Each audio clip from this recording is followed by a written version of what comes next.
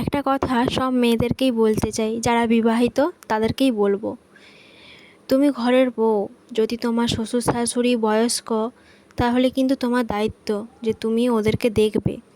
তোমার ওপরে যতই ওরা অন্যায় অবিচার যতই করুক, তাও বয়স্ক মানুষ তোমাকেই দেখে রাখতে হবে।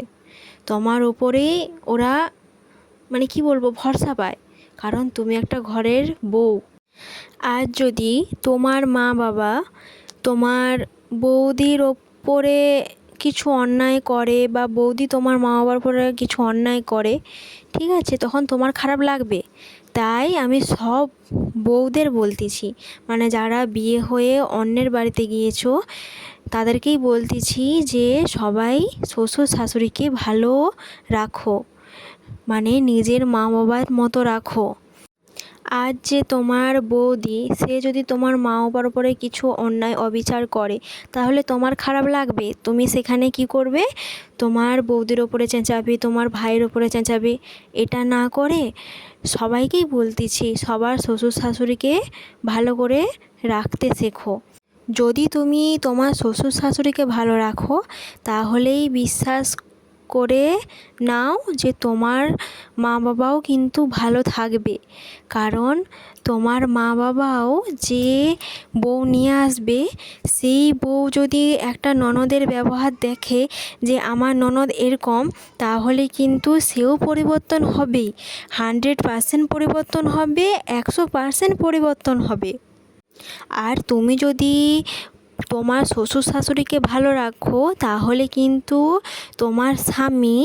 তোমার স্বামীরও একটা দায়িত্ব যে তোমার মা বাবাকে যেন ওরা ভালো রাখে।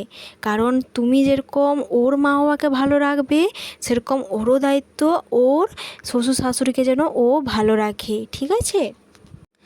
সব মা বাবাই কিন্তু কষ্ট করে ছেলে আর মেয়েকে বড় করে, মানুষের মতো মানুষ করে তাদেরকে শিক্ষা দেয়, যাতে ভালো ব্যবহার মানুষের সাথে করতে পারে।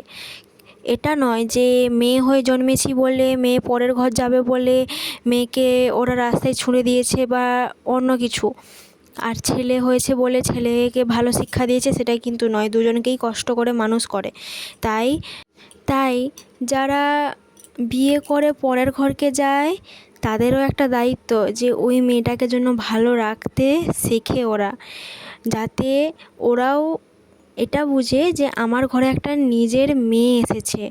ওরা ওটা পরের মেয়ে বা কি বলবো, নিজের বৌমা এরকম যেন না ভাবে, নিজের মেয়ে ভাবে। তাহলেই একটা সংসার ভালোভাবে চলবে। নিজের মেয়ে ভাবাটা সবথেকে একটা আলাদা অনুভূতি।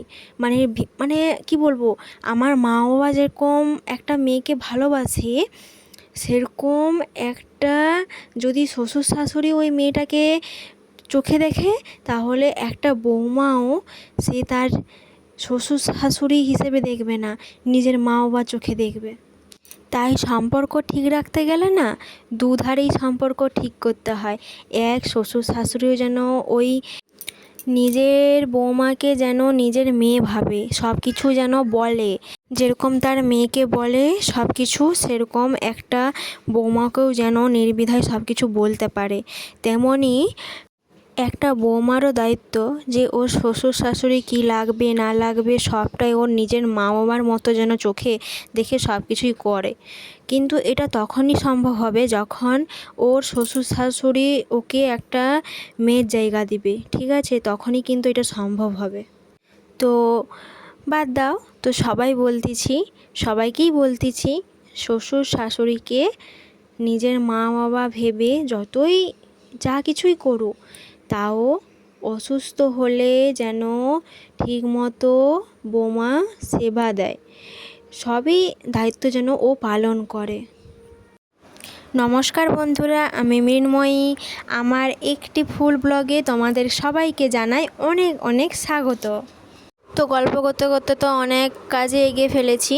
তো গ্যাস পরিষ্কার করে, টেবিলও পরিষ্কার করেছি, তারপর শরবত করে সবাই খেয়ে নিলাম, তারপর বিছানা পরিষ্কার করে নিয়েছি, ঝাঁট দিয়েছি, বেটুকে ব্রাশ করে নিয়েছি, আমিও স্নান করে ব্রাশ করে চলে এসেছি। তারপর বেটু মাথা আঁচড়ে দিলাম, আমি নিজেও মাথা নিজে আঁচড়ে নিয়েছিলাম, তারপর জল ধরে নিয়েছিলাম, তারপর ভাত সবজি কেটে তারপর রান্নাও করে নিয়েছিলাম। তো আজকে রান্না হয়েছিল ডিম আলুর ঝোল, উচ্ছে আলু ভাজা, কুলকা শাক আর ডাল সিদ্ধ। 2 কাপড় বালতি ভেজানো ছিল, তো আমি আর ও মিলে কেচে নিয়েছি। তো বেটু বদমাশি করছে, তো সেটাও দেখে নিলে। তো রান্না কমপ্লিট করে আমিও মুড়ি খেয়ে নিলাম, তো ওকেও দিয়ে দিয়েছি, খেয়ে নিয়েছে। তো বিলের টাটকা মাছ আমার শ্বশুরমশাই নিয়ে এসেছিলো, তো আমার শাশুড়ি বাছছিল। তারপর আমি আর তোমাদের দাদাভাই মিলে একটু চা খেয়ে নিলাম। তো বেটু ওর মাঝখানে ঘুমিয়ে পড়েছিল, তো উঠে পড়েছে, ওর বাবা গিয়ে ওকে স্নান করে নিয়ে চলে এসে তারপর ওকে ভাত খাইয়ে দিলাম। তো তারপর তোমাদের দাদাভাই কাজের ডিউটি চলে গেল। তো শাশুড়ির হাতটা প্রচুর ব্যথা, তাই আমি ওকে গরম স্যাঁক দিয়ে একটু যাতে ভালো লাগে তাই চেষ্টা করছিলাম। তো বিকালে ঘুম থেকে ওঠে, তো বেটু ঘুমিয়েছিল, তো ঘুম থেকে উঠে রুটি তরকারি ভাত সবই হয়ে গেছিলো। তো জলও ধরে নিয়েছিলাম, সব কাজ গুছিয়ে নিয়েছিলাম। তো একটু চা রুটিও খেয়ে নিলাম। তো মাকে মাথা আঁচড়ে দিয়েছিলাম, সিঁদুরও পরে দিয়েছিলাম। তো আমি নিজেও মাথাটা আঁচড়ে নিলাম। আর আজকে রাতের হয়েছে রুটি, বাঁধাকপি আলু চচ্চড়ি আর ভাত হয়েছে। তো এত বৃষ্টির কারণে পুকুরে প্রচুর জল জমে গেছে, তো এক্ষুনি দেখতে পাবে। আমি বাইরে একটু ঘুরে দেখাবো তোমাদের।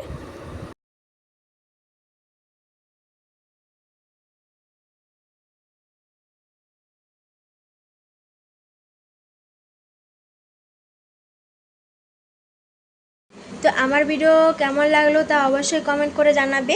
যদি ভালো লেগে থাকে তাহলে লাইক শেয়ার কমেন্ট অবশ্যই করবে। আর যারা নতুন দেখছো ফেসবুক থেকে দেখলে ফলো করে দেবে, আর ইউটিউব থেকে দেখলে সাবস্ক্রাইব করে দেবে। তো আজকের মতো আমি এই ভিডিওটা এখানেই শেষ করছি। তো কালকে আবার দেখা হবে নতুন একটা গল্প নিয়ে। তো সবাই আমার পাশে থাকবে, আর সবাইকে আমার জন্য অনেক অনেক অনেক ভালোবাসা। তো আজকের মতো সবাইকে গুড নাইট, টাটা। সবাই ভালো থাকবে, সুস্থ থাকবে, সাবধানে থাকবে। তো সবাইকে গুড নাইট।